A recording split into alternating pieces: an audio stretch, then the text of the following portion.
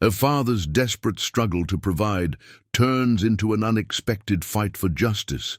While gathering firewood at dusk, John Matthews discovers a terrified woman with her mouth taped shut, hidden deep in the forest near his cabin. After bringing her to safety, he learns she's an investigative journalist who barely escaped a human trafficking operation. What starts as a simple act of kindness transforms into a dangerous mission as John uses his intimate knowledge of the forest to help her uncover crucial evidence, ultimately leading law enforcement to the traffickers' camp.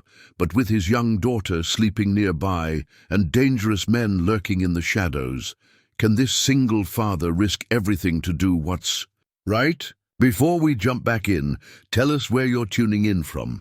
And if this story touches you, make sure you're subscribed, because tomorrow I've saved something extra special for you. The weathered family photograph sat on John Matthews' nightstand, its wooden frame worn smooth from years of handling. In it, his wife Marie's smile still radiated the warmth that had first drawn him to her 15 years ago. Their daughter Sarah, just 2 then, nestled between them at the community fair, cotton candy sticking to her cherubic cheeks. Now, at 43, John found himself studying that photo more often, especially during the quiet hours when Sarah slept. Dawn broke over their modest cabin, its silver light filtering through frost-kissed windows. John's muscles ached from yesterday's work, but the sound of Sarah stirring in her room pushed away any thought of rest. At 12, she was becoming more like her mother every day. The same determined set to her jaw, the same quiet strength in her eyes. The cabin's old pipes groaned as John started his morning routine. Every creak and settling sound was familiar, a comfort built over the decades since Marie's passing. They'd bought this place together, drawn to its solitude and the surrounding forest's beauty. Back then, John's carpentry business had been thriving in the nearby town of Cedar Grove. But cancer had a way of changing everything. First their savings, then their dreams, and finally their family of 3 becoming 2. John measured coffee grounds carefully. They'd need to stretch this can another week. Sarah's school expenses had eaten into their budget more than usual this month, but he'd promised Marie he'd keep their daughter in the advanced science program she loved. The coffee's aroma filled the kitchen as he pulled together breakfast from their modest supplies. The last 2 eggs, slightly stale bread turned into toast, and wild blackberry jam from last summer's foraging. "Dad," Sarah's voice carried from her room, still thick with sleep, "is it Thursday?" "Sure is, sweetheart," he called back, managing a smile she couldn't see. Thursdays meant her advanced chemistry class, the one that lit up her face the same way Marie's had lit up when discussing her research at the university's biology department. The wall calendar caught his eye, its pages marked with careful notations of bill due dates and Sarah's school events. Next month's page was mostly blank, a visual reminder of the work he needed to find. The carpentry jobs had grown scarce, as the local economy struggled, forcing John to take whatever odd jobs he could find. These days, that meant spending hours in the forest, gathering and selling firewood to the weekend cabin owners who didn't know the woods like he did. Sarah emerged from her room wearing her favorite sweater, the blue one Marie had knitted during her last hospital stay. Her long brown hair was pulled back in a practical ponytail, another echo of her mother. "You didn't have to make breakfast." "Dad, I could have had cereal." John slid the plate of eggs toward her. "Growing scientists need protein." The old joke between them earned him a roll of her eyes, but she sat down and began to eat. He watched her for a moment, wondering if she knew how much he relied on her strength, her resilience, in the face of their modest circumstances. The morning light caught the crystal pendant hanging in the kitchen window, the last birthday gift Marie had given him. It sent rainbow patterns dancing across the worn tablecloth, and for a moment John could almost pretend she was still with them, sipping coffee and planning their day. But the reality of bills to pay and wood to gather waited just beyond their door, in the forest that had become both their sanctuary and their livelihood. As Sarah finished her breakfast and packed her school bag, John mentally mapped out his day in the woods. The forecast promised clear skies, good weather for finding dry wood that would fetch a better price. He'd need to work quickly, though. The autumn days were growing shorter, and he preferred to be out of the forest before dusk drew its heavy curtain across the trees. What he didn't know, as he hugged his daughter goodbye and watched her walk down the dirt path to catch the school bus, was that this ordinary Thursday would test every promise he'd made to Marie about protecting their little girl. The forest held secrets darker than the shadows between its ancient trees, and before the day was done, John Matthews would have to decide what kind of man he truly was. The September air carried the first hints of autumn as John shouldered his axe and started up the familiar trail. He'd worked these woods for so long he could navigate them blindfolded, each tree like an old friend marking his path. The morning sun filtered through the canopy, casting dappled shadows that danced across the forest floor. His boots crunched softly on fallen leaves, their sound mixing with the gentle chorus of chickadees overhead. Something felt different today. John couldn't quite put his finger on it, but 20 years of woodland experience had taught him to trust his instincts. He paused, letting his senses absorb the forest's rhythm. The birds still sang, but their pattern seemed altered, more sporadic than usual. Near the creek crossing, where he usually found the best fallen oak, fresh tire tracks cut through the mud, unusual for this remote section of the forest. The tracks weren't from the usual weekend hunters or local trucks he recognized. These were deeper, from something heavier, and they didn't follow the established trails. John knelt to examine them more closely, his calloused fingers tracing the unfamiliar treads. Multiple vehicles had passed through, recently enough that the edges hadn't been softened by the morning dew. A flash of color caught his eye, a crumpled receipt from a gas station 30 miles away, dated yesterday. John picked it up, frowning. The locals knew better than to litter here, and tourists rarely ventured this far into the woods. He tucked the receipt into his pocket, a habit born from years of picking up after careless visitors. The forest seemed to hold its breath as he continued deeper into the woods. The familiar trail that led to his usual working spot showed signs of recent disturbance. Broken branches at odd heights, scraps of black plastic caught on thorns. John's pace slowed, each step more deliberate than the last. The hair on the back of his neck prickled, a sensation he hadn't felt since his early days learning the forest's ways. Near his favorite clearing, where a lightning-struck oak had provided him with premium firewood all summer, John found more troubling signs. The ground told a story his experienced eyes could read all too well. Multiple boot prints, the earth compressed in strange patterns suggesting heavy items had been dragged or carried. A piece of rope, professionally knotted and cleanly cut, lay partially hidden under some leaves. The rope brought him up short. It wasn't the kind used for camping or hunting, too thick, too new. The cut end showed it had been severed with a sharp blade, not worn through naturally. John picked it up, his thumb running over the synthetic fibers. A memory surfaced of the local sheriff's warning at last month's town meeting about increased criminal activity in the surrounding counties. The afternoon sun had begun its westward slide, shadows lengthening between the trees. John usually worked until dusk, but today the growing darkness felt oppressive. He'd managed to gather only half his usual load of wood, his attention divided between work and the constant feeling of unease. The forest he knew so intimately seemed to be trying to tell him something.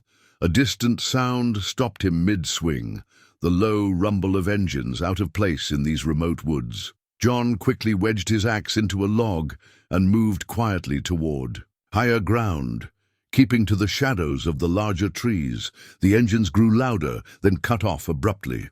Men's voices carried through the trees, too far away to make out words but close enough to hear their harsh tone. The sun hung low now, painting the forest in deep amber hues. John knew he should head home.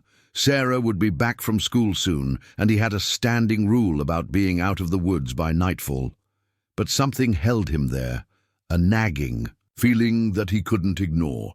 The voices had moved away, but the unsettling atmosphere remained. As he gathered his tools and prepared to leave, a new sound froze him in place, faint but unmistakable. A whimper, human and desperate, carried on the evening breeze.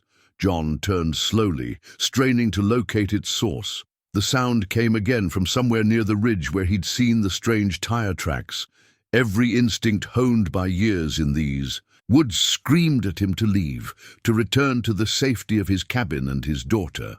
But that sound, it pulled at something deeper, something that reminded him of Marie's voice, the night she made him promise to never stop being the man she'd fallen in love with, the man who'd once rushed into a storm-swollen creek to save their elderly neighbor's dog. The whimper came once more, weaker this time.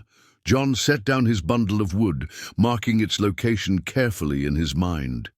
Keeping to the deepening shadows, he began moving toward the sound, each step measured and silent.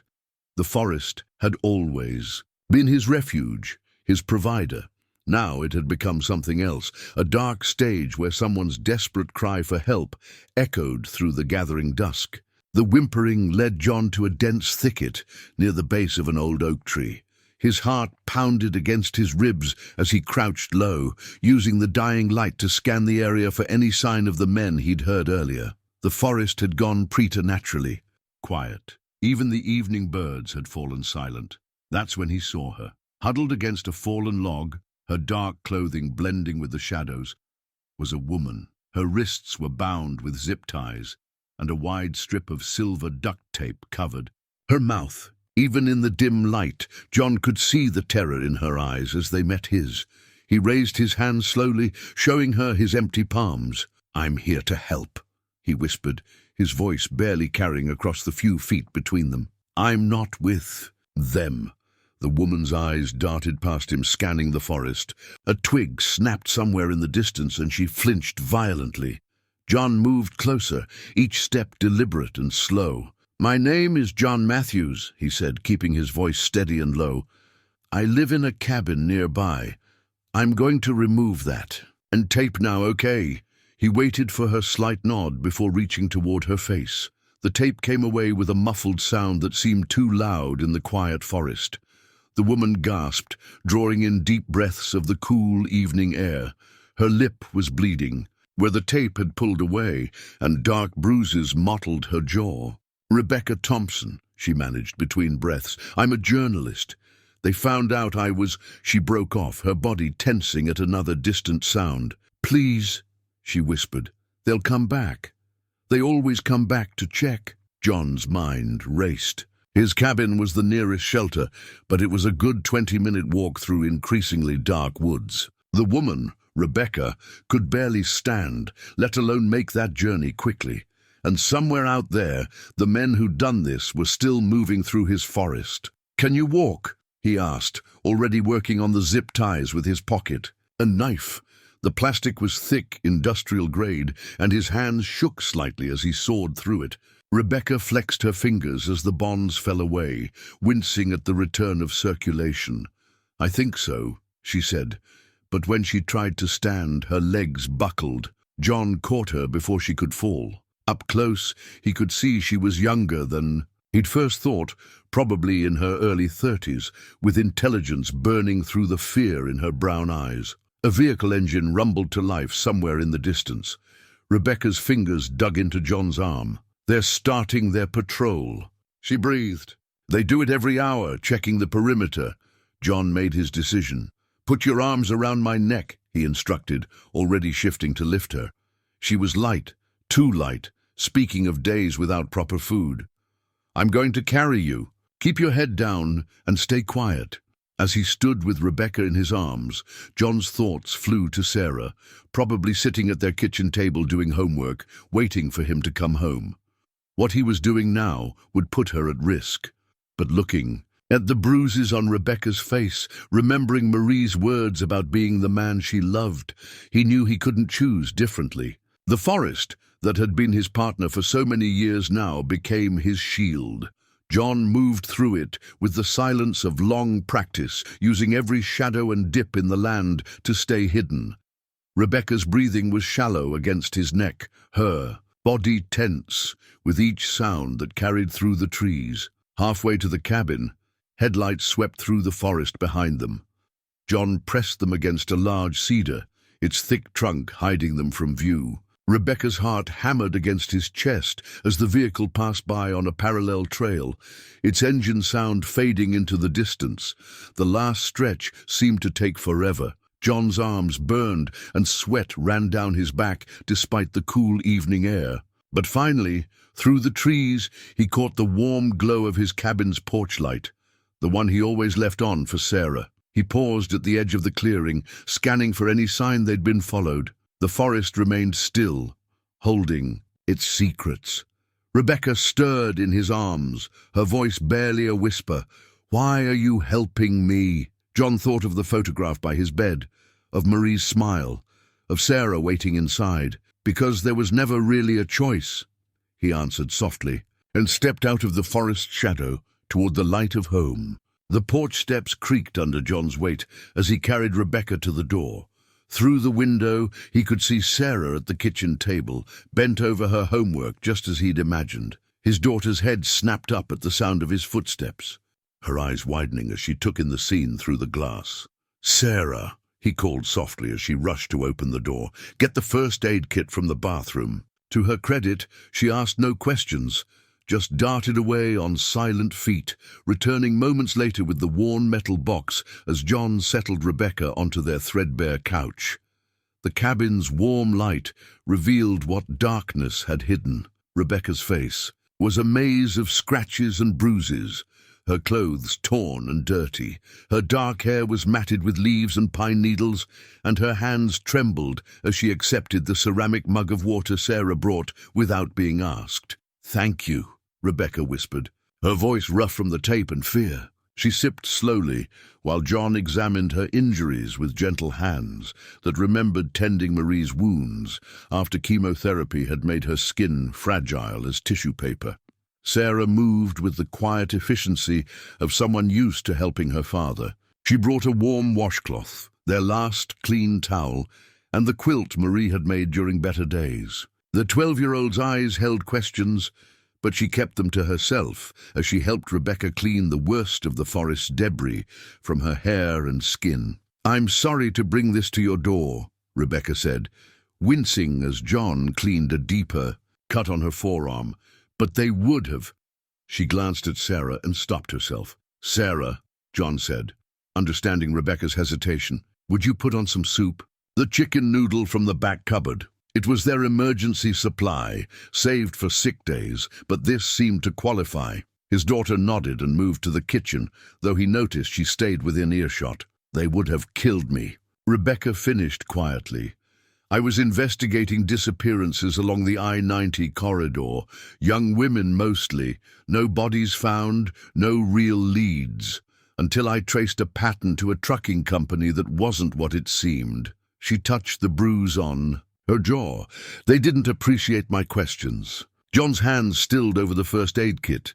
"The men in the forest, they're part of this." Rebecca nodded. "A waypoint. They hold people here before moving them. I had proof on my phone, but they took it, destroyed my rental car too." Her eyes grew distant. "I heard others in their camp, but I couldn't." Her voice broke. The soup pan clattered slightly as Sarah set it on the stove. John watched his daughter's straight back, her determined movements so like her mother's. The cabin had always been their refuge, but now it felt smaller, more vulnerable. The forest that had been their provider loomed dark beyond the windows, holding dangers he'd never imagined. "You need rest," John said finally, taping the last bandage in place. "Sarah, is your room already turning down the bed, Dad?"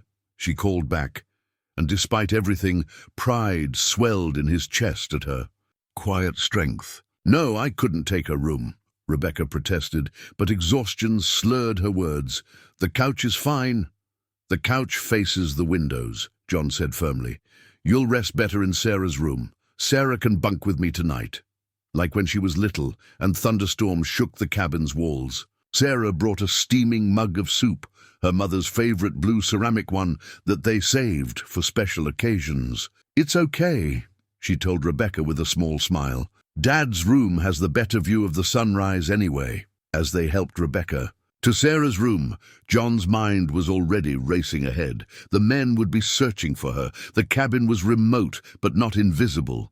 They'd need to make decisions come morning, but for tonight, at least, they could offer safety behind locked doors and drawn curtains. Sarah appeared at his elbow with an extra blanket. "Dad?" she whispered, as Rebecca settled into bed. "We're doing the right thing, aren't we?" John pulled his daughter close, breathing in the familiar scent of her shampoo. "Your mother would be proud of you tonight," he said softly, and in the quiet of their small cabin, surrounded by the deepening night, he prayed that would still be true when morning came. Long after Sarah had fallen asleep in his bed, John sat at the kitchen table with Rebecca, their conversation barely above a whisper. The night pressed against the windows, and every rustle of wind through the trees made them pause, listening for engines or footsteps. "I've been tracking them for 8 months, Rebecca said, her fingers wrapped around a fresh cup of coffee. "They'll last for the week, but John figured she needed it more than he did. It started with a tip from a truck stop waitress in Idaho, a girl who seemed wrong, scared. But when the waitress tried to help, the girl disappeared, along with the men she was traveling with. She pulled a worn notebook from her jacket pocket, the one thing she'd managed to keep hidden when they caught her. Its pages were dense with cramped handwriting, dates, license plate numbers.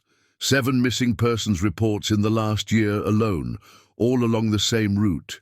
Young women mostly, some runaways, some not.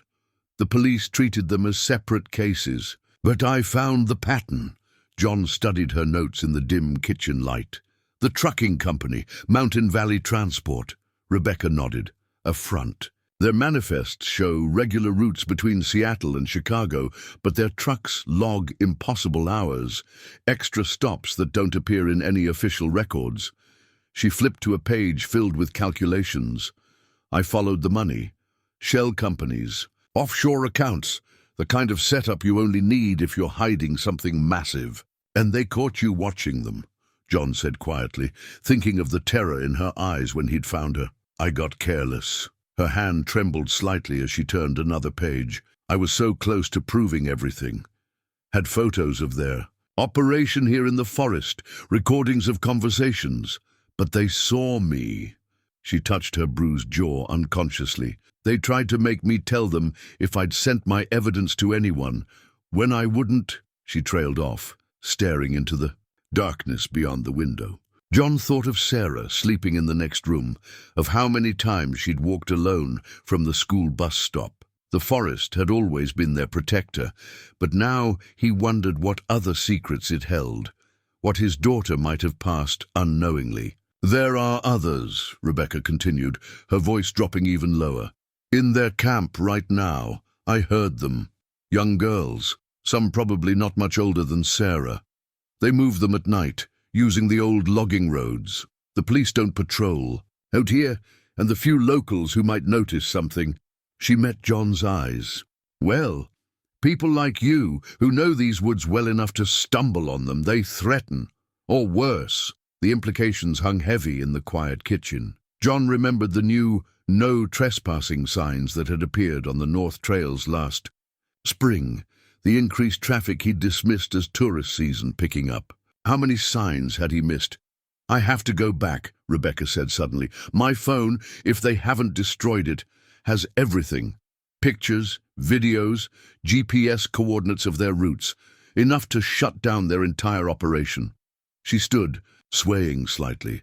"If I can just—" "You can barely walk," John cut in, gentle but firm, "and they're looking for you.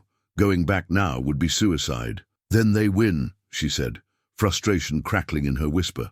"Those girls disappear into their network, and the next truck stop waitress who sees something wrong stays quiet, because she knows nobody will believe her." John stood and walked to the window, looking out at his forest. The moon had risen, casting silver light through the branches.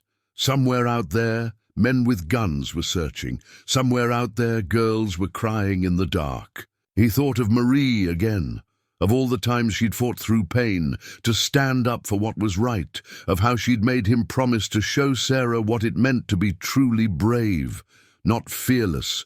Marie had been clear about that distinction, but brave enough to do what needed doing, even when it terrified you. "I know these woods better than anyone," he said finally, still looking out at the moonlit trees. "Every trail, every hollow, places even the locals have forgotten." He turned back to Rebecca. "If your evidence is still out there, I can help you find it, but we do this smart. No rushing in. We plan, we prepare, and we do it right." Rebecca stared at him, hope and fear warring in her expression. "They'll kill you if they catch you helping." "Me, your daughter, is exactly why I have to help," John finished quietly. "Because someday she'll ask me if I knew, if I could have done something. And I want to be able to tell her I tried." He sat back down at the table. "Now, show me exactly where their camp is. If we're going to do this, we need to know what we're up against." As Rebecca opened her notebook again, John silently apologized to Marie for what he was about to risk. But somehow, he thought she would understand. Some promises, after all, were meant to be kept at any cost. Dawn crept over the cabin as John spread his hand-drawn map across the kitchen table. Years of working the forest had taught him to document everything: the seasonal streams, the hidden caves, the trails too old for modern maps. His fingers traced paths that hadn't seen footsteps in decades. "Their camp is here," Rebecca said, pointing to a clearing near the old quarry. Her hand was steadier now after a few hours of rest, though the bruises on her face had darkened. "They've got vehicles parked in this semicircle, creating a barrier. Guards patrol these paths." She sketched the routes with her finger, following the obvious trails. John shook his head. "They don't know these woods," he said softly, tapping a faint line on his map.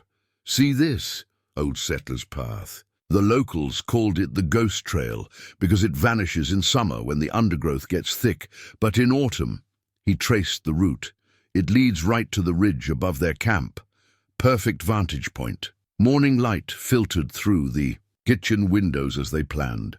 Sarah's quiet footsteps in the next room reminded them to keep their voices low. She was preparing for school, maintaining normalcy despite the tension that filled their home. "The camp has blind spots," Rebecca continued, referencing her notebook. "They're confident out here, thinking no one knows the territory. Their guards focus on the main approaches." She pointed to several locations. "My phone should be in the main tent. They use it for their operations center. That's where I saw all their documentation, their schedules." John studied the layout she described, overlaying it with his knowledge of the land. "There's an advantage they don't know they've given us," he said, indicating a natural feature on his map. "This ridge channels sound.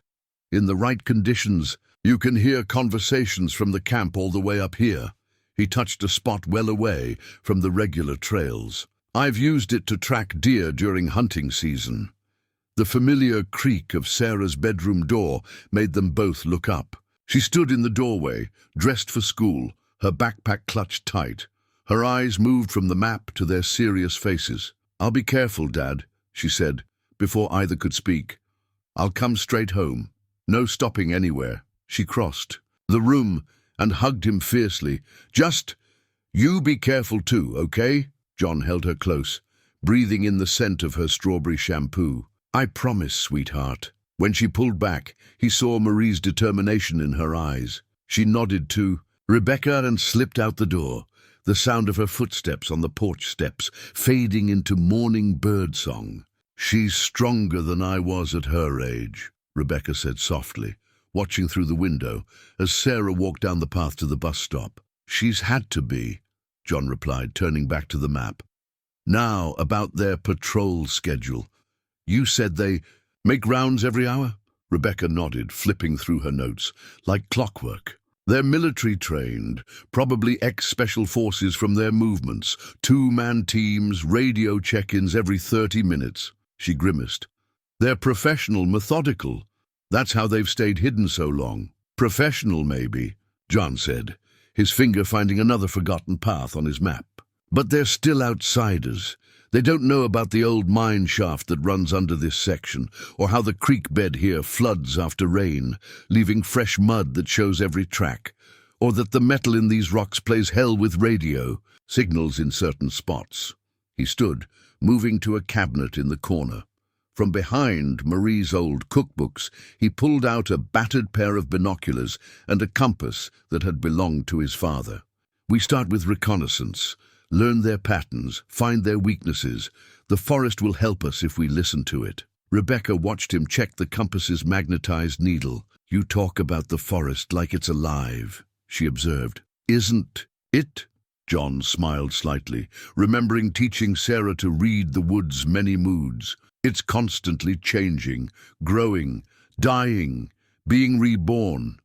The trick is learning its rhythms, its secrets. He laid the compass beside his map. These men, they see the forest as an obstacle, something to be controlled. That's their first mistake. The morning sun climbed higher as they bent over the map again, John's lifetime of woodland knowledge merging with Rebecca's investigative skills. Outside, the forest waited, its ancient trees standing guard over secrets both old and new. Somewhere, in its depths, evil men thought themselves masters of their domain, but they had never learned what John knew in his bones, that the forest itself could become either ally or enemy, depending on how well you knew its ways. The afternoon sun hung low in the sky as John and Rebecca crouched in the shelter of an ancient cedar. They'd waited until Sarah was safely home, working on homework behind locked doors before venturing into the forest. Now, watching the camp. Through his father's binoculars, John understood the true scope of what they faced. 4 guards visible, he whispered, scanning the perimeter. 2 by the vehicles, 2 walking the outer edge, all armed. The camp was larger than he'd expected. 5 large tents arranged in a semicircle with smaller ones scattered between. A generator hummed somewhere, powering lights that were already being set up for the coming darkness. Rebecca pressed closer, her shoulder against his as she consulted her notebook. The central tent, she murmured. That's their command center. My phone should be in there, along with their documentation. Her voice caught slightly. And the far tent, the one with the extra guard, that's where they keep the girls. John lowered the binoculars, his jaw tight. Through the trees, he could make out shapes moving between the tents, men carrying supplies, checking equipment, all with the efficiency of people who'd done this many times before. A twig snapped somewhere, behind them. John pulled Rebecca deeper into the cedar's shadow, his hand covering her mouth before she could gasp. Heavy footsteps approached, accompanied by radio static and a man's gruff voice. "Sector 4 clear," the voice said, moving to check the ridge trail. They held perfectly still as the guard passed within 10 feet of their position. John could see the rifle slung across his back, the tactical vest laden with extra magazines. These weren't amateur criminals, they were trained soldiers who'd turned their skills to darkness. Only when the footsteps faded did John release his breath. "They're expanding their patrol route," he whispered. "Getting more cautious after your escape." Rebecca's hands shook slightly as she made notes. "They're preparing for a transfer tonight," she said. "I overheard them planning it before they caught me. A truck coming in after midnight." John watched another guard pass by the large tent, noting his patrol timing. "We need evidence of the transfer, proof of what they're doing." He reached into his jacket and pulled out a small trail camera he used for tracking game. "If we can position this right." A sharp burst of radio static made them both freeze. "All units, be advised," a voice crackled. "Local law enforcement vehicle spotted on the main forest road.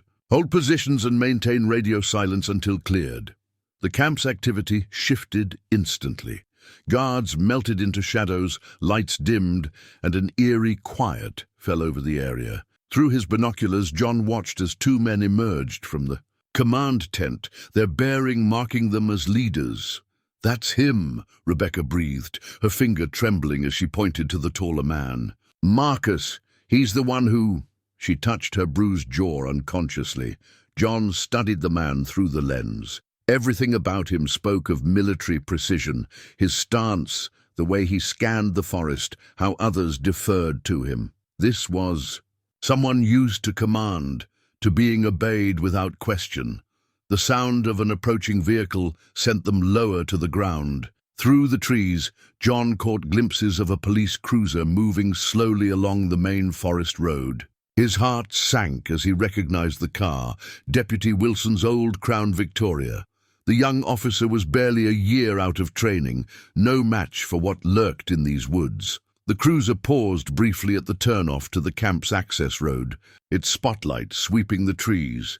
John silently urged Wilson to move on, to not play hero today. After what felt like hours, the police car continued down the main road, its taillights disappearing into the gathering dusk. "They've got someone in the department," Rebecca whispered once the engine's sound faded. "Has to be, for them to operate this openly." John nodded grimly. It explained a lot. The lack of patrols, the ignored reports of suspicious activity. The corruption ran deeper than they'd imagined. As darkness crept through the forest, they began their careful retreat. John led them along forgotten paths, each step placed with deliberate silence. The trail camera was secured high in a tree overlooking the camp's main approach, its lens trained on the area where the truck would arrive. "We'll check it tomorrow," John whispered as they neared the cabin. "Get proof of the transfer." But something in his gut told him tomorrow might be too late. The forest itself seemed to whisper warnings, its familiar shadows now holding new threats. Sarah was waiting at the window when they emerged from the trees. The sight of his daughter's worried face strengthened John's resolve. These men had brought their evil to his forest, endangered his community, threatened families like his own. Whatever came next, he knew there was no turning back. The burner phone felt heavy in John's hand as he dialed the number Rebecca had given him. They sat at the kitchen table, midnight long past, while Sarah slept fitfully in her room. The trail camera's memory card lay between them, its contents more damning than they dared hope. "Agent Morrison," a woman's voice answered on the fourth ring, alert despite the hour. "This better be important." "I'm calling about Rebecca Thompson," John said, watching Rebecca nod encouragement. "She's alive, and we have evidence of what she was investigating." A sharp intake of breath. "Where are you?" The agent's tone shifted from professional to urgent. "We've had teams searching since she missed her check-in 3 days ago." "First, I need to know who I can trust," John replied, thinking of Deputy Wilson's cruiser. "Your office has a leak." "I know," Morrison said grimly. "We've suspected for months. That's why Rebecca was operating independently." A pause. "Put her on." Rebecca took the phone, her voice stronger than it had been since John found her. "Sarah, it's me. The winter garden still blooms." She listened for a moment, then relaxed slightly. "Confirmation code accepted. Yes, I have proof. Multiple trafficking operations, documented transfers. They're moving girls tonight. We have it on video." John stood and moved to the window while they talked, scanning the darkness beyond their yard. The forest seemed to hold its breath, waiting. The memory card's contents played again in his mind. Trucks arriving under cover of darkness. Young. Women being transferred like cargo, money changing hands. All captured in the infrared clarity of his trail camera. "Local law enforcement is compromised," Rebecca was saying. "At least one deputy, possibly higher." She glanced at John. "But I have help. Someone who knows these woods better than they do." More discussion followed. Protocols, secure channels, extraction plans. John caught fragments about FBI teams being mobilized, jurisdictional clearances being obtained. But when Rebecca hung up, her expression was troubled. "They can't move until morning," she said, frustration evident in her voice. "Too many approvals needed for a multi-agency operation. They're trying to coordinate with state police they know are clean, but it takes time." "Those girls don't have until morning," John said quietly, thinking of the transfer they'd witnessed. "They're moving them out piece by piece and by dawn." Rebecca pressed her palms against her eyes. "Morrison says to wait, to not risk the larger operation." With this evidence, they can take down the entire network, not just this camp. She looked up at John. But you're right. By then, these girls will be gone, lost in their pipeline. A soft creak made them both turn. Sarah stood in her doorway, a quilt wrapped around her shoulders. "Dad?" Her voice was small but steady. "Remember what Mom always said about how sometimes doing the right thing means breaking the rules?" John's throat tightened. Marie had said that the night she checked herself out of the hospital, determined to spend her last days at home with her family rather than tied to machines. She taught their daughter that courage sometimes meant defying authority if your conscience demanded it. "I remember, sweetheart," he said softly. Sarah crossed to the table and picked up the memory card. "Then you can't wait for morning." She pressed it into his hand. "Mom would want you to help them." Rebecca watched the exchange, understanding dawning in her eyes. "The old mine shaft," she said suddenly. "The one you showed me on the map. It runs right under their camp." John nodded slowly, an idea taking shape. "They don't know about it. Most locals have forgotten it exists." He spread his map on the table. "The entrance is hidden, but it opens near where they're keeping the girls. If we could create a distraction, I can call Morrison back." Rebecca said, reaching for the phone. "Tell her we're simply gathering more evidence. If something happens while we're out there—" "No." John's voice was firm. "You stay here with Sarah. You're still injured, and I need to know my daughter's protected." He saw Rebecca about to protest and held up his hand. "I can move more quietly alone, and I know every inch of those tunnels.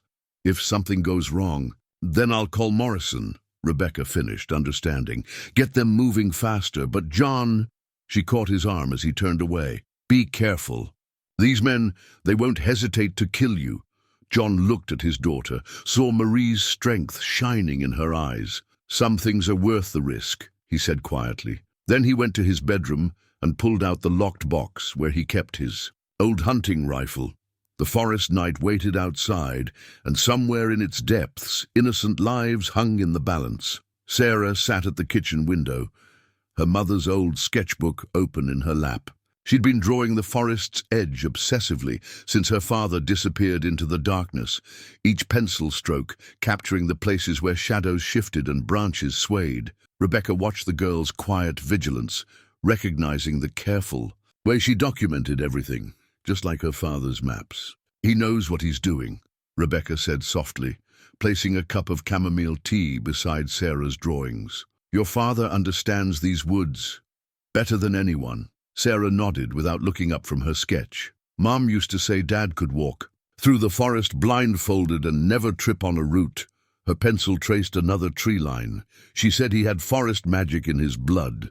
Rebecca studied the drawing, precise, detailed work that showed both artistic talent and tactical awareness. The 12-year-old had marked likely patrol routes, noted where the underbrush was densest, even sketched the angle of the moon's light through the canopy.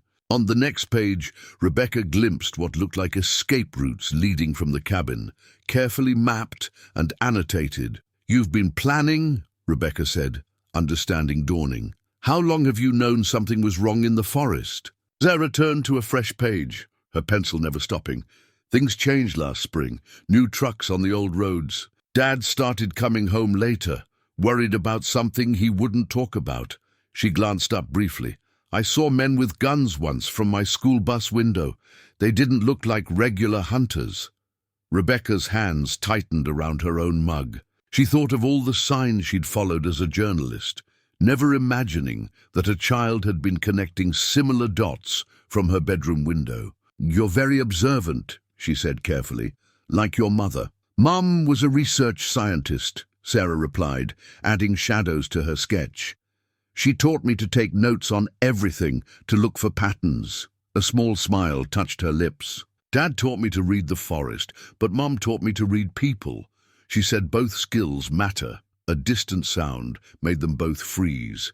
An engine somewhere in the night. Sarah's pencil moved faster, marking the noise's direction and time. In the margin of her drawing, Rebecca moved to another window, watching the darkness between the trees. But the sound faded, just another echo in the forest's vast silence. I should have told him about the cellar, Sarah said suddenly, turning to a page filled with structural drawings of the cabin. Mom made sure it was stocked before she got sick. Said every home needs a hiding place. Rebecca studied the careful diagrams. The cellar entrance was cleverly concealed under an old rug, the space beneath small but defendable. More of Marie's influence, preparing her family for uncertainties she wouldn't live to face. Your mother sounds like a remarkable woman, Rebecca said softly. Sarah nodded, adding final touches to her latest sketch. She made Dad promise something.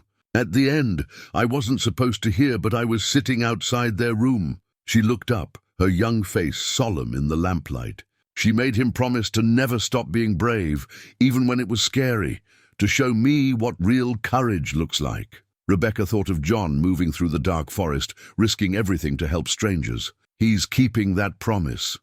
She said quietly, I know. Sarah turned back to her vigil at the window.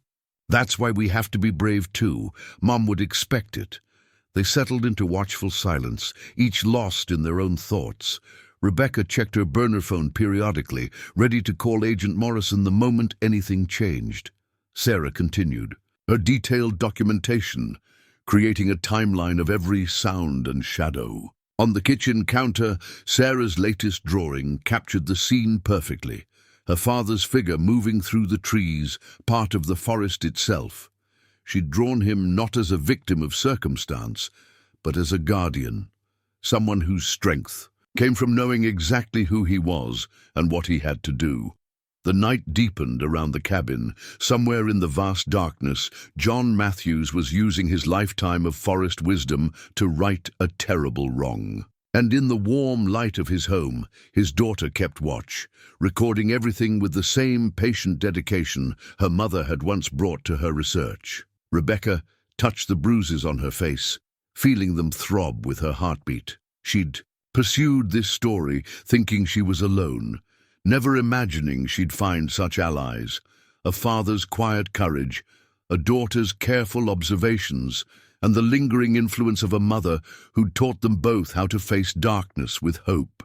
The night vision goggles felt foreign on John's face, a recent purchase he'd made for tracking nocturnal game, never imagining he'd use them for this. Through their green-tinted view, the familiar forest became alien territory, full of shifting shadows and hidden threats. But the old mine shaft entrance was exactly where he remembered, half hidden behind a curtain of wild grapevines. The rusted gate hung loose on its hinges, its padlock long since claimed by time and weather. John eased it open slowly, wincing at the faint creak of metal. He paused, listening. Nothing but the natural sounds of the forest. Owl calls, rustling, leaves, the distant murmur of the creek. The guards above wouldn't know these night sounds well enough to detect the subtle wrongness in their pattern. Before entering the shaft, John checked his gear one final time. The hunting rifle was secured across his back, though he prayed he wouldn't need it. His father's compass hung ready at his belt. The small digital camera Rebecca had given him was safely zipped in his jacket pocket, ready to gather more evidence. Most importantly, he carried the knowledge of these tunnels in his bones, childhood adventures and adult explorations layered into an internal map more detailed than any on paper. The shaft's mouth breathed cool, damp air as he ducked inside. The tunnel sloped gently downward, its walls reinforced with old timber that groaned softly under the weight of years. Through the goggles, John could see boot prints in the dust, recent ones. His heart quickened.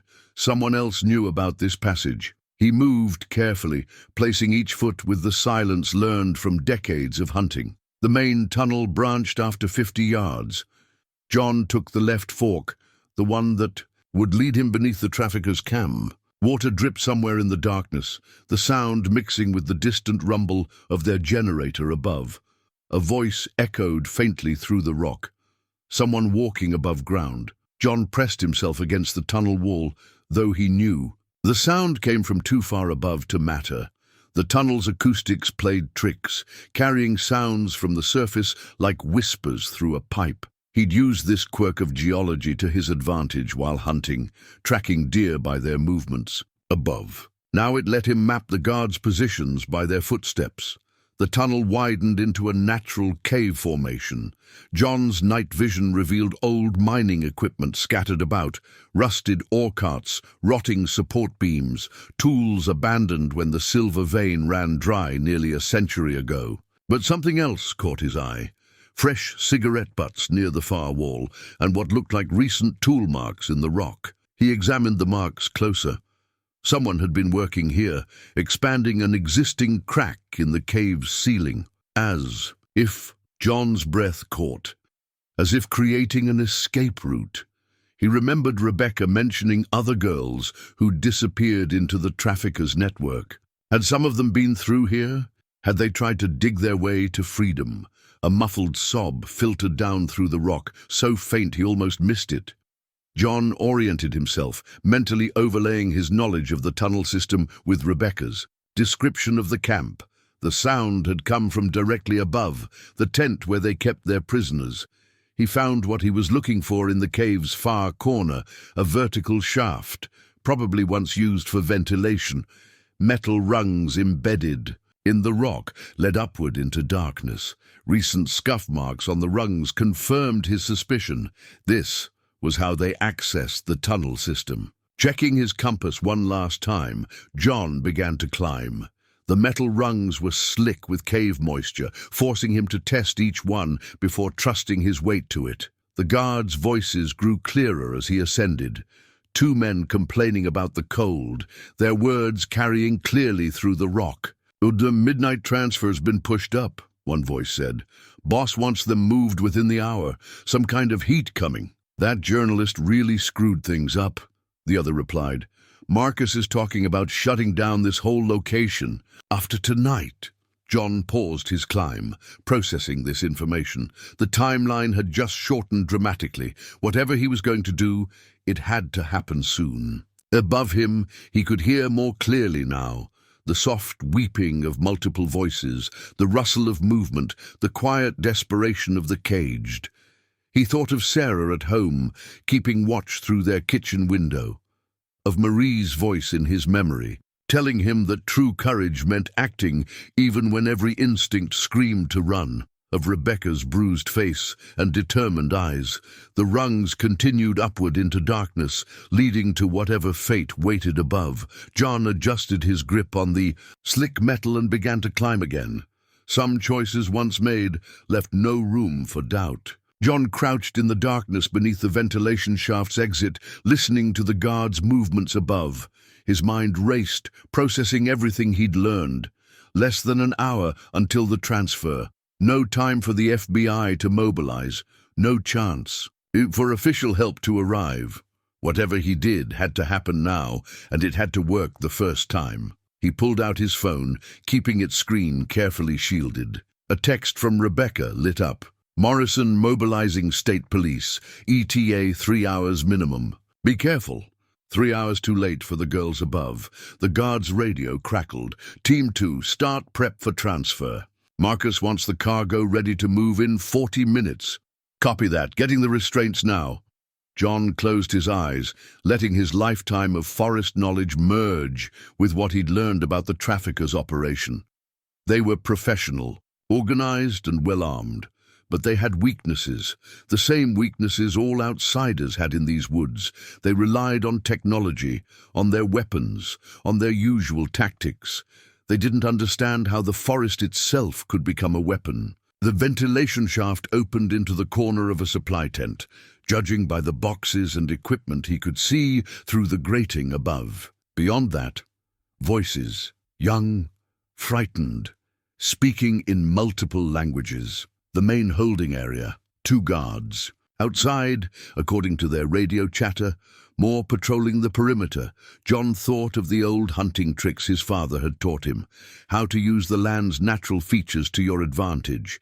How to turn an animal's strength against itself. These men might be trained soldiers, but they were still just men, subject to fear and confusion like any other prey. He pulled up the photos on his camera, reviewing the evidence he'd gathered. The transfer vehicles would approach from the north. Trail, the only one wide enough for their trucks, They'd want to load quickly, minimize their exposure. That meant bringing the girls out through the main path between the tents, predictable, controllable, unless someone changed the rules of their game. The mineshaft branched in 3 directions beneath the camp. The western tunnel ran under the generator, the camp's only power source. The eastern one passed beneath the communications tent where they kept their radio equipment. And this central shaft, John smiled grimly in the darkness. This one could become their undoing. He began typing on his phone, each message carefully worded. To Rebecca, 45 minutes. When you hear the generator stop, call Morrison. Tell her shots fired, officer down at these coordinates. That will get them moving faster. To Sarah, remember the fireworks we saved from July? Mum's research shed. 30 minutes. Be safe. The next part was crucial. John retrieved his father's compass and the small tin of reflective markers he used for marking trail paths. The guards above had night vision gear, same as his. That technology had a weakness. A sudden bright light could blind the user, even damage the equipment. And sound did strange things in these hills. The old mine's acoustics could throw voices hundreds of yards, make them seem to come from everywhere and nowhere. He'd used that trick to drive deer during hunting season, playing on their instincts to flee from perceived threats. These men had instincts too, training that would make them react in predictable ways to unexpected threats. John checked his watch. 38 minutes until the transfer. Time to place the markers, set up the chain reaction that would turn their organized operation into chaos. He'd need 12 minutes to get back through the tunnels to the generator. 5 minutes to disable it without making it look deliberate. Then a sound above made him freeze. Footsteps approached the grating, accompanied by the clink of metal. The guard was storing something in the supply tent. John pressed deeper, into the shadows, barely breathing. The footsteps paused directly overhead. "Hey, did you hear about the forest rangers?" The guard called to someone outside. "2 of them went missing up north last week. Marcus says we might need to move the whole operation soon, find a new location." "Yeah, where to?" "Don't know. Above my pay grade. But after tonight's transfer, we're supposed to start breaking down the non-essential equipment." The conversation confirmed what John had suspected. This wasn't their only site. The operation was larger, more entrenched than even Rebecca had discovered. But that was tomorrow's problem. Right now, he had 35 minutes to prevent tonight's transfer and save those girls above. He thought of Marie, of her favorite quote about courage being not the absence of fear, but the triumph over it. He touched the compass at his belt, his most reliable guide through decades in these woods. Then he began to move, placing his markers. With the precision of a man setting a trap, the forest had taught him patience, taught him to wait for the perfect moment to act. That moment was coming, and when it did, these men would learn what it meant to face someone who truly understood the darkness they thought they controlled. The generator's hum masked John's movement as he made his final preparations. 20 minutes until transfer. His reflective markers were in place, carefully positioned to catch and amplify light in specific directions. The hidden camera Rebecca had given him was secured where it could capture everything. Now came the dangerous part. He checked his phone one last time. A message from Sarah. "Ready, Dad. Mom's shed unlocked." His daughter's calm efficiency both worried and proud him. Another text from Rebecca.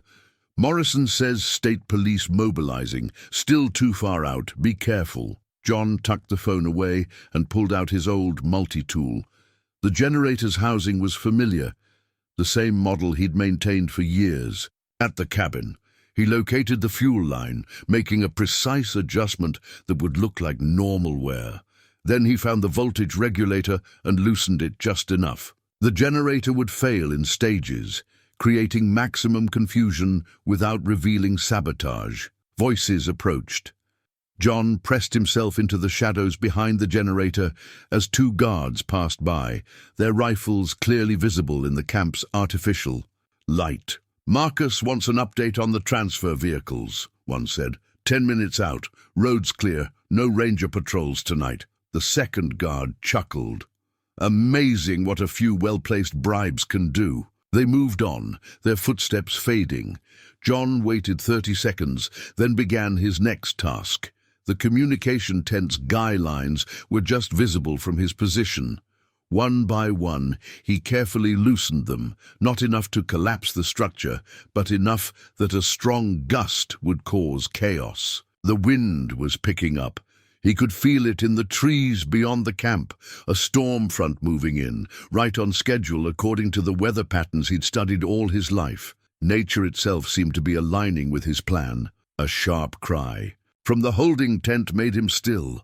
A young voice protesting in what sounded like Romanian, followed by the dull sound of a slap. John's hands tightened on his tools, but he forced himself to stay focused. 15 minutes. Everything had to happen in the right order. His phone vibrated. Sarah again.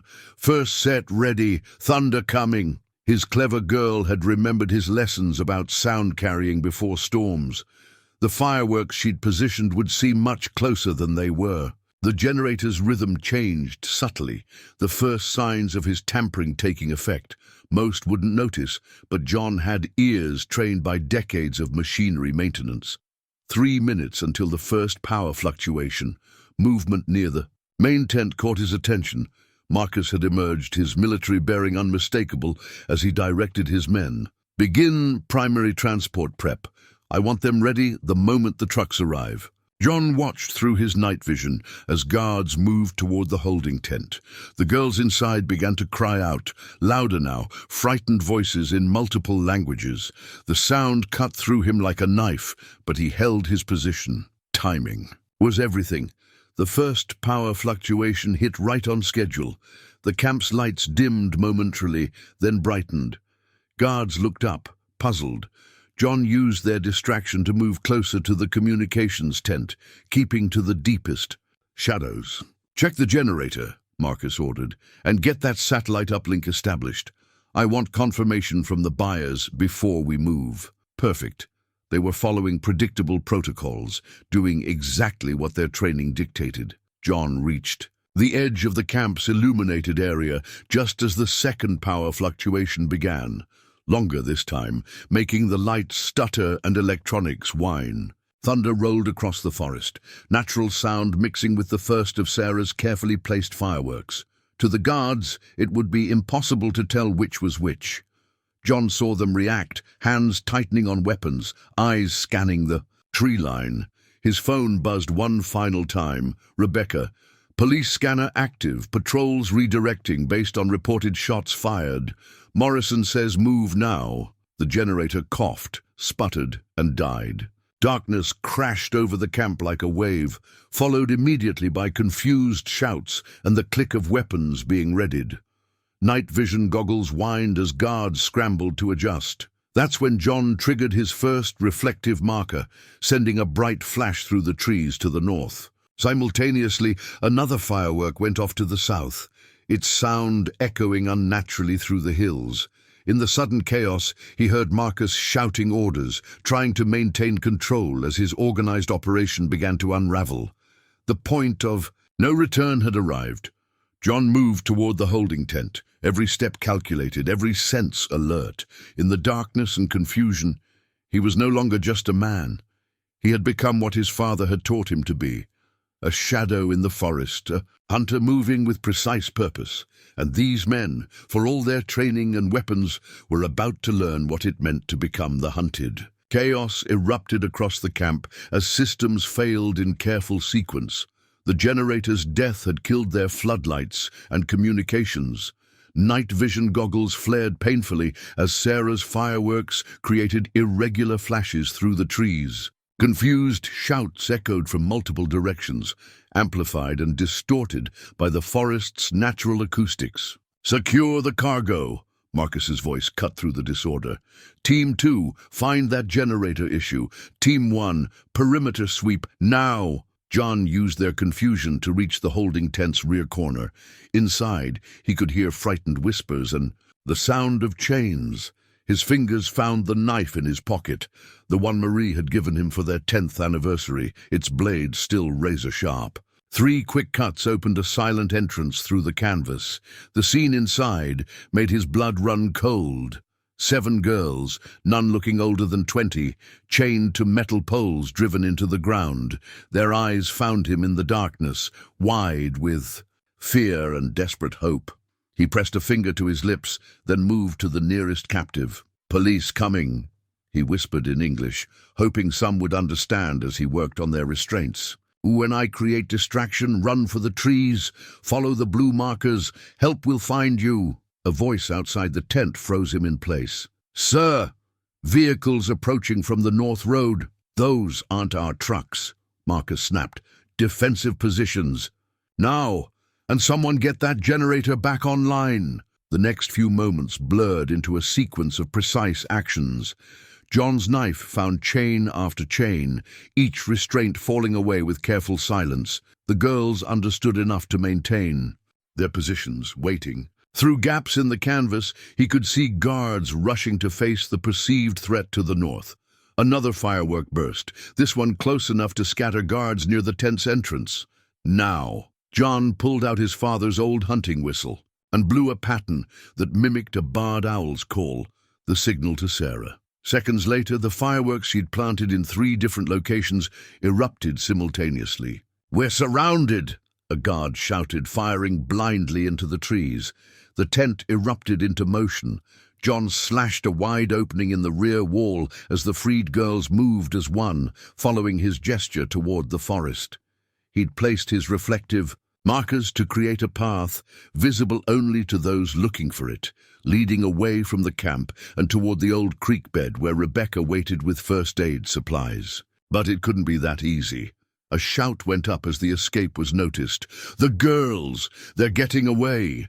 Gunfire erupted, bullets tearing through the tent's walls.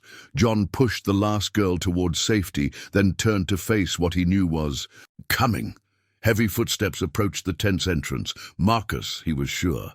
The man's training wouldn't let him abandon his cargo without a fight. The tent flap ripped open. John caught a glimpse of cold eyes and raised weapon before he threw himself sideways. The rifle's muzzle flash was blinding, canvas ripped. Something hot grazed John's arm, but adrenaline buried the pain. He rolled and came up moving, his hunter's instincts guiding him in the darkness. Marcus was silhouetted against the burning woods. Sarah's largest firework had set a controlled blaze exactly where John had planned, creating a barrier between the escapees and their captors. "You!" Marcus snarled, recognizing him from the forest surveillance. "The woodsman should have known!" John didn't let him finish. He drove forward, decades of wrestling fallen trees lending power to his tackle. They crashed through the weakened tent wall together, Marcus's rifle flying. "Free!" The larger man's training showed in his instant recovery, a knife appearing in his hand. The blade slashed out, catching John's jacket. He turned with the cut, using the motion to drive his elbow up into Marcus's jaw. The crunch was satisfying, but the former soldier barely staggered. His next strike would have opened John's throat if a lifetime of ducking branches hadn't made the dodge instinctive. They grappled in the mud, each seeking advantage. Marcus was stronger, better trained, but John had fought the forest his entire life, every day splitting wood, clearing trails, surviving nature's raw power. That strength, earned through decades of honest labor, poured into one crushing blow to Marcus's solar plexus. As the trafficker doubled over, state police sirens finally split the night. Red and blue lights strobed through the trees. Marcus tried to roll away, reaching for a backup weapon, but John's next punch put him down hard. "Federal agents! Hands! Up!" Agent Morrison's voice carried across the chaos as police units swarmed the camp. John stayed on his knees, hands raised, watching as Marcus and his men were surrounded. Through the flames and smoke, he caught glimpses of rescue teams leading the girls to safety, following his markers out of the forest that had briefly been their prison. The night's chaos began to quiet, replaced by the organized activity of law enforcement. John's arm throbbed where the bullet had grazed him, but a deeper sense of rightness pushed away the pain. The forest had helped him set things right, just as it always had. Dawn broke over a transformed forest. Emergency vehicles lined the old logging road, their lights painting the trees in shifting patterns of red and blue. Rescue workers moved purposefully through the camp, gathering evidence and providing care. To the rescued girls, John sat on the tailgate of an ambulance, holding still as a medic bandaged his arm. "You're lucky," the medic said, securing the gauze. "Any closer, and we'd be having a different conversation." John barely heard him. His attention was fixed on the scene before him.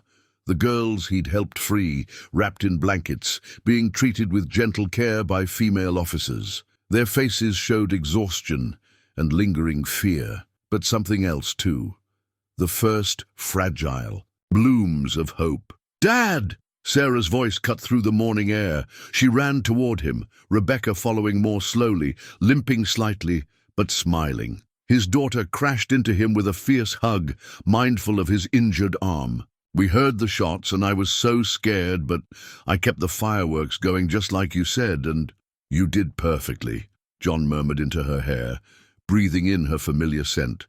"Just perfectly." Agent Morrison approached, her face showing respectful appreciation. "Mr. Matthews, your daughter's quite the strategist. Those fireworks created exactly the confusion we needed." She glanced at Sarah with approval. "And Ms. Thompson's evidence, combined with what you gathered tonight, it's more than enough to take down their entire network." Rebecca joined them, carrying John's father's compass. She'd found it in the mud, near where he'd fought Marcus. "The state police found 3 more sites based on the documents in their command tent," she said, handing him the compass. "They're raiding them now. This wasn't just a rescue, it's the beginning of dismantling their whole operation." One of the young women looked over at them. She said something in Romanian to the officer with her, who translated. "She says the man in the darkness spoke kindly, gave them hope when he cut their chains." The girl smiled shyly at John, touching her heart in a gesture of gratitude. "The forest helped," John said quietly, remembering how the trees had hidden their escape, how the land itself had seemed to work with them. "It's always helped those who respect it." Sarah leaned against him, her voice thoughtful. "Mom would say that's because you love it. She always said love makes us stronger than we think we can be." Agent Morrison cleared her throat. "Speaking of strength, we've identified most of the corrupt officials who facilitated this operation." Deputy Wilson was arrested an hour ago, along with 2 county administrators. There will be changes in local law enforcement after this. The rising sun broke through the trees, catching the dew on newly turned leaves. Emergency workers were dismantling the traffickers' camp, erasing their presence from the forest piece by piece. John watched as Marcus and his men were led to waiting. Vehicles, their military bearing broken by defeat. A female FBI agent approached them. "Sir, the girls would like to thank you if you're willing. We have translators standing by." John stood, supported by Sarah and Rebecca. They walked together to where the rescued women gathered, each wrapped in a blanket against the morning chill. As the translators worked, their stories emerged. Tales of deception, fear, and lost hope, until a stranger's kindness in the darkness had shown them a path to freedom.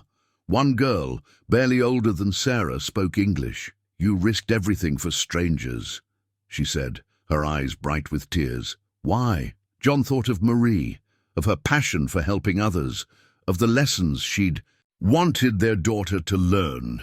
"Because there are things worth risking everything for," he answered simply, "and no one should have to face darkness alone." The girl nodded, understanding in her eyes. Then she began to sing, a soft, clear melody that the other girls joined. One by one, the translators explained it was a traditional song of gratitude, but the meaning transcended language.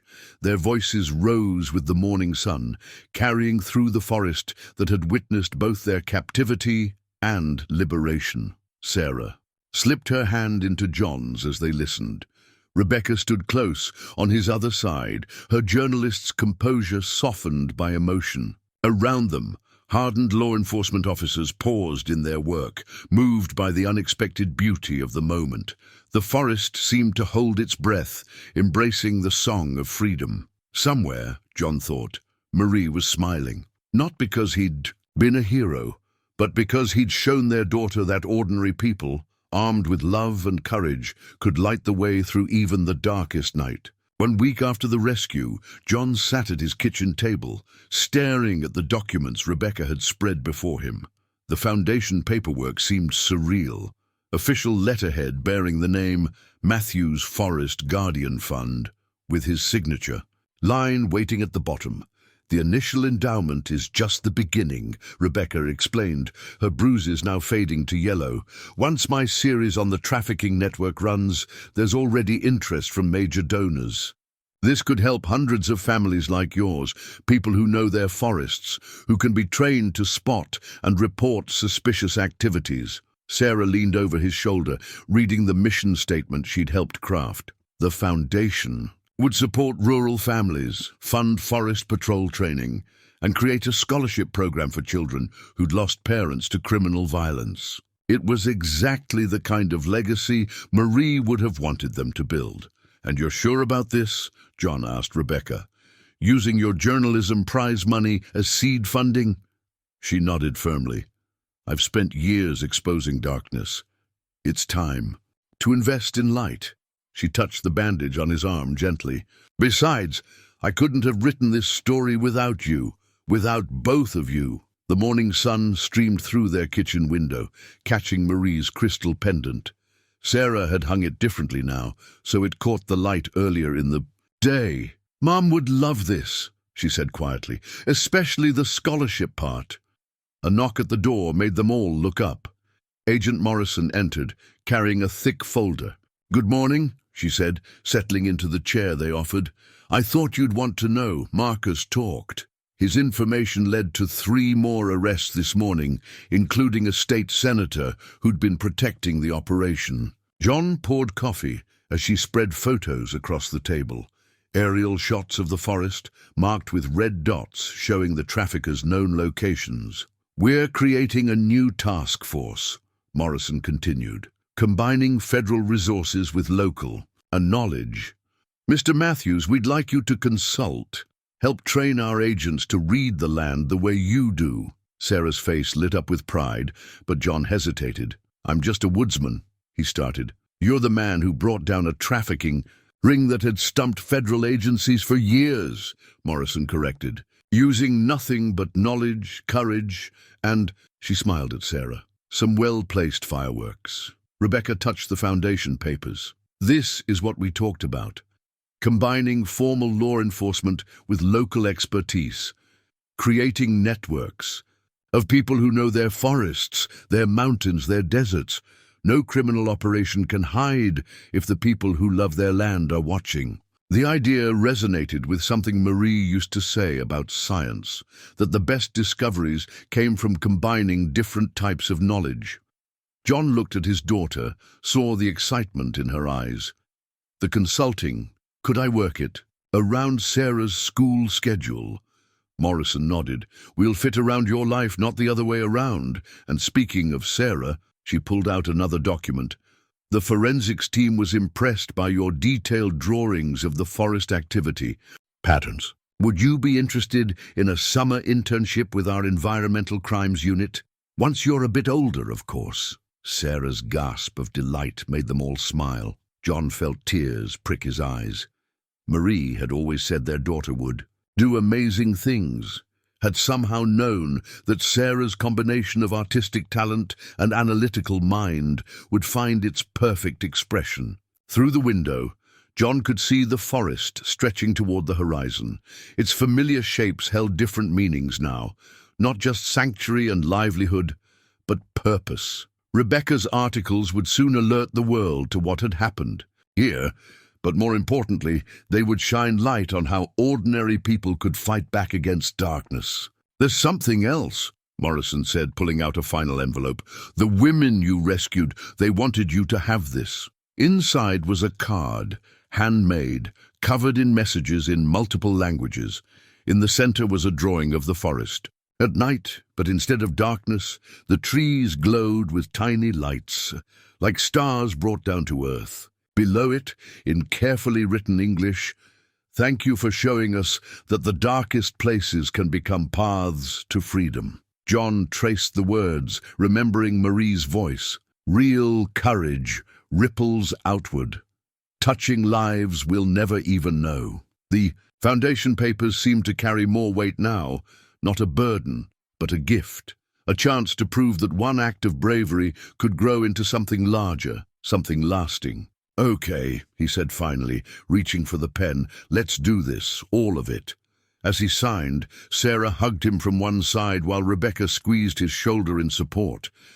Outside, the forest whispered in the morning breeze, not secrets now, but possibilities. 3 months after the rescue, the first snow of winter dusted the forest.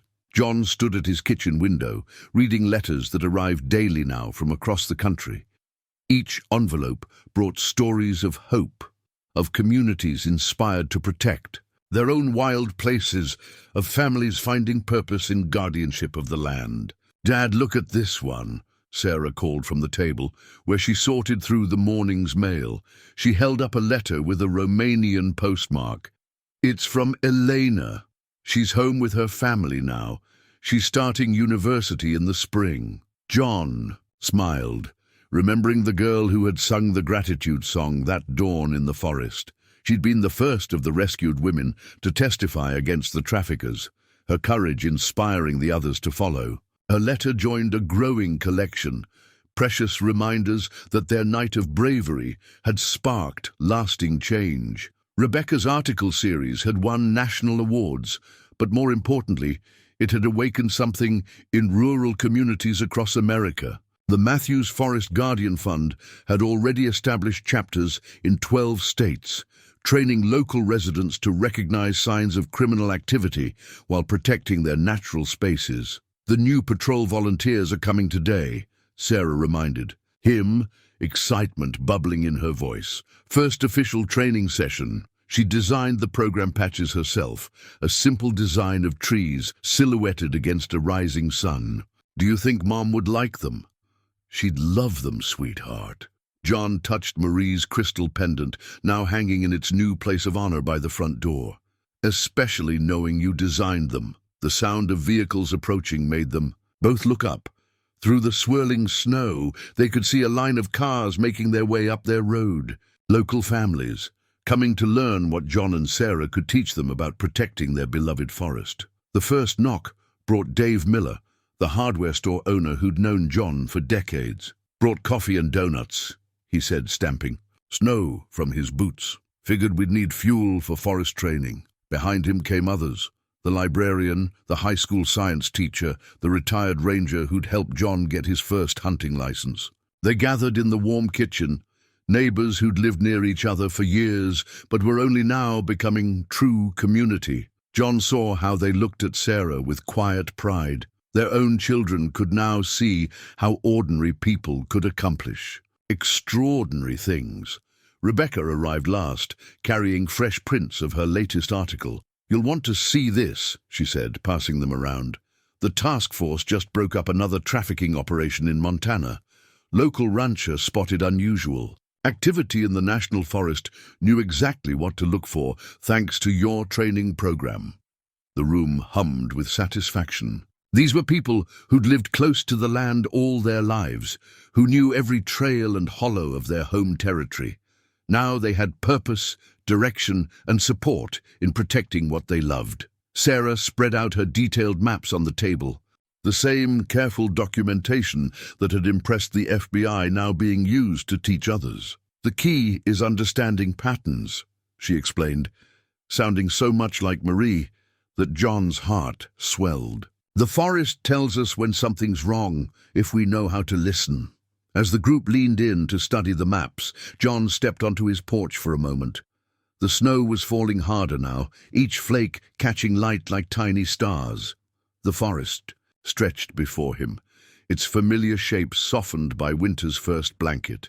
A movement caught his eye, a barred owl gliding silent between the trees. The same species whose call he'd mimicked that night. Now a symbol worked into the Guardian. Fund's official seal, Nature's Sentinel, Sarah had called it when designing the logo. "John?" Rebecca's voice carried from inside. "They're ready to start." He turned back to his home, now transformed into something Marie would never have imagined. A training center, a gathering place, a point of light pushing back against darkness. The hardware store owner's daughter was sitting with Sarah, both girls bent over a map, the older teaching the younger how to read the land's stories. Through the window, he could see the gathered community, not just neighbors now, but fellow guardians.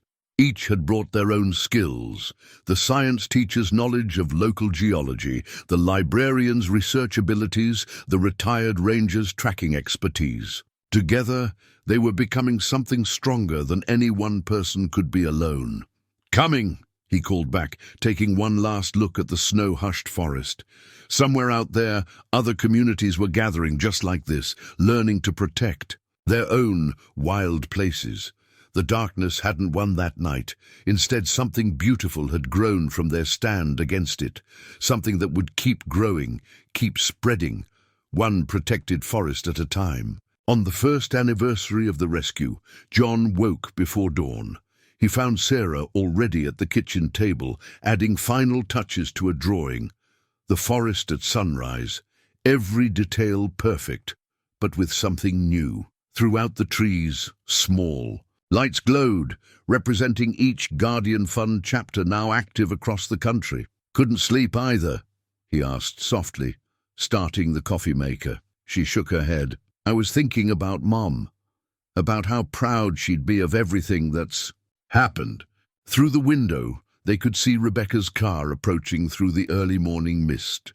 She spent more time at the cabin these days, having moved her base of operations to their small town. The Matthews Forest Guardian Fund headquarters had become a beacon for investigative journalists and law enforcement alike. "Ready?" Rebecca called softly as she entered. In her hands, she carried a framed photograph, the one that would hang in the new community center being dedicated today. It showed John and Sarah standing at the forest's edge, surrounded by the first class of graduated forest guardians. They walked together through the pre-dawn forest, following the same path John had taken that night a year ago. But where there had been darkness and fear, now there was purpose and hope. Solar-powered markers lined the trails at intervals, part of the new safety network designed by Sarah and implemented by community volunteers. The rising sun painted the sky in gentle pinks and golds as they reached the clearing where the traffickers' camp had once stood. Now it held a simple stone monument engraved with words chosen by the rescued women. From darkness, light; from fear, courage; from solitude, community. John touched the stone gently, remembering. Sarah slipped her hand into his, while Rebecca placed a small bouquet of wild roses, Marie's favorite, at the monument's base. Around them, the forest stirred with morning life, healthy and protected. "You know what Mom used to say about ripples?" Sarah asked, her voice thoughtful in the dawn light. "How one small action could spread out and touch distant shores." John nodded, watching the sun's rays filter through the trees. Their single night of courage had indeed created ripples. Communities awakened, families strengthened, forests protected. But more than that, it had shown Sarah and countless others that ordinary people could face darkness and emerge stronger. Rebecca touched the monument's smooth surface. The latest reports showed trafficking attempts down 60%. "In areas with Guardian Fund chapters," she said quietly. "You didn't just save those girls that night. You started something that's saving others and will keep saving them." The morning light caught Marie's crystal pendant, now hanging from Sarah's neck, sending rainbow patterns dancing across the stone. John looked at his daughter, seeing the young woman she was becoming. Strong, compassionate, determined to continue what they'd started. Together, they turned toward home as the new day brightened. The forest spread before them, no longer a place of hidden dangers, but a sanctuary they had helped create. And somewhere, John knew Marie was watching. With pride, as the light of dawn pushed back the darkness once again,